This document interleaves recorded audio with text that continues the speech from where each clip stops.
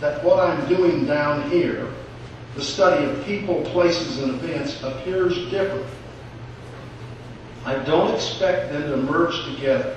When I was a student, I read George Santayana's Reason and Religion, in which he discusses the difference between myth and sacred history and actual history. So he liked to talk about the Mormon myth, which includes the Book of Mormon. That's different from actual history, what people, places, and events. He presents the idea that there is a sacred epic for Christians, Muslims, and practically every other people.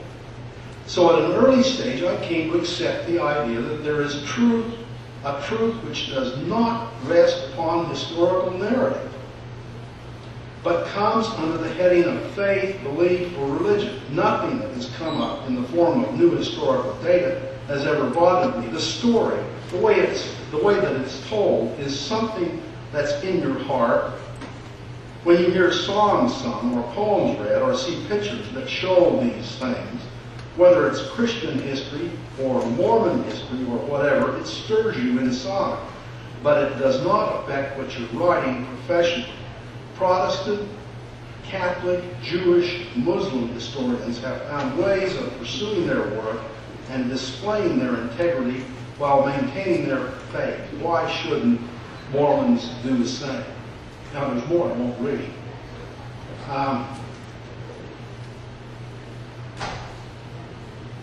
Now let me ask you, would this person be in this way defending the historical authenticity of the Book of Mormon?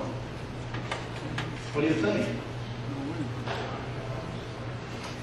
You're not clear.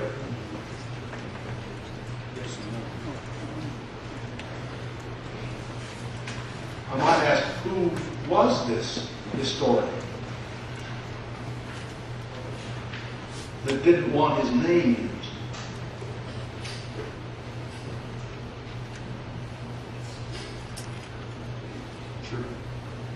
Church historian?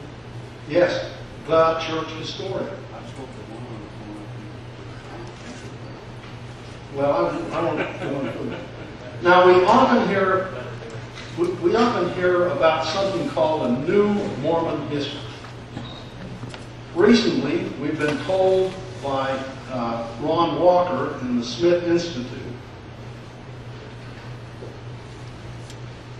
that this new history is not involved in defending truth claims, nor polemical, has a neutral tone and restrained voice, operates with a sensitive ear to current academic trends. I'd say trendy, faddish. Manifests a distinct willingness to give natural explanations. See where this is going? Not willing to identify the hand of providence in the past. That isn't to say that they want to deny it, but not willing to identify it. In addition, it is scrupulous and restrained. Tends to be a cautious approach. Is anxious to employ the tools current in the broader historical profession. Now, I'm going to quote from Mormon History, which was published in May of this year. This is a book authored by Ron Walker, James Allen, and David Whitaker.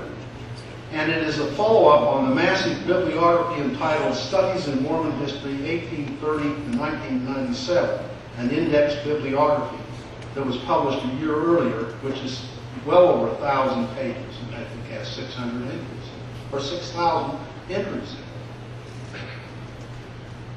To its credit, at its best, the Mormons' new history used tools current in the broader historical profession.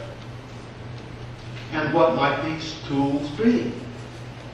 Walker indicates that the tools employed by the new historians include comparative analysis, folklore, local history, geography, material culture study, religious studies, sociology, demography, and women's history.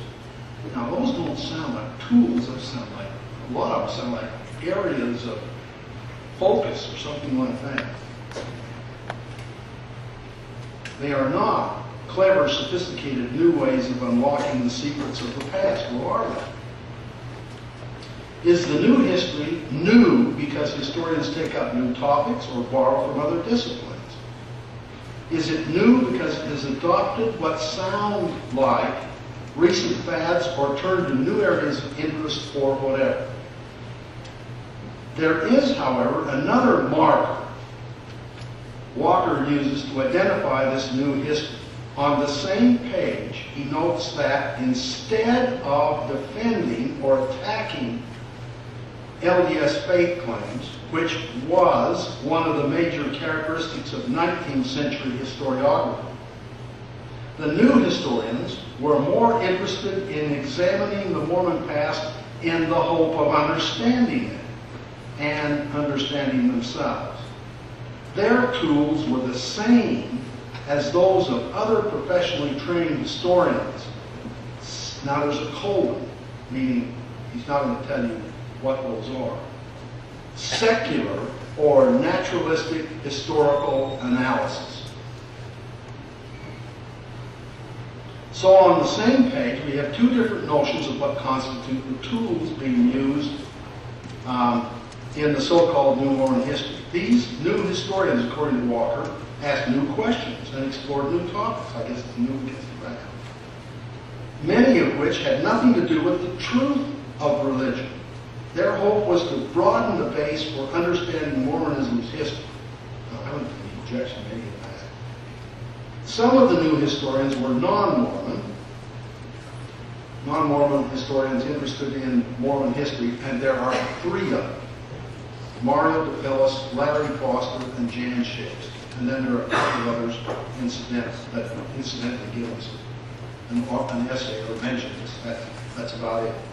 Others come from non-Utah branches of the LDS Restoration. Still others were cultural Mormons. Now let me pause for a moment and tell you that John Sorensen used that expression in his doctoral dissertation.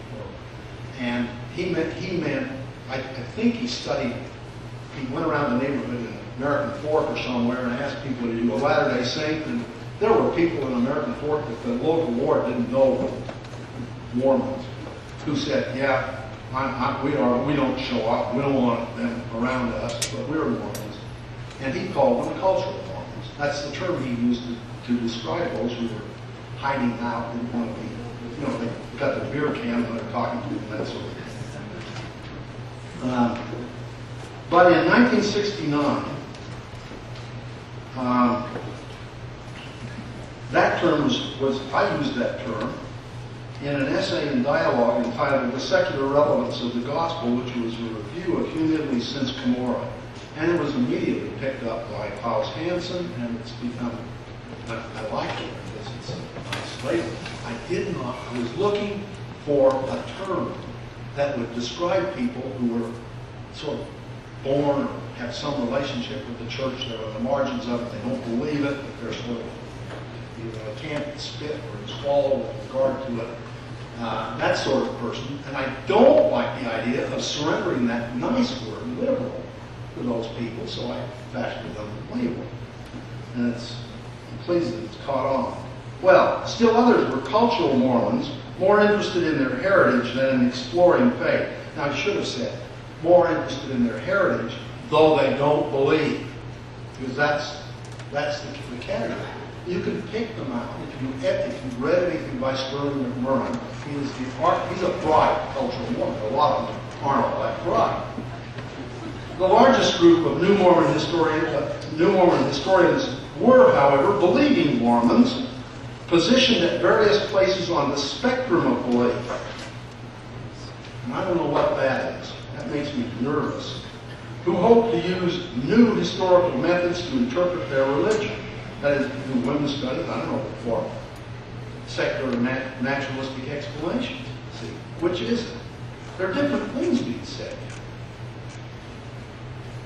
Well, the New Mormon history writers sought a middle ground between the polemical historical literature of the past and the intellectual and scientific disapproval of religion. But there have been criticisms of this new history. First, some of the brethren of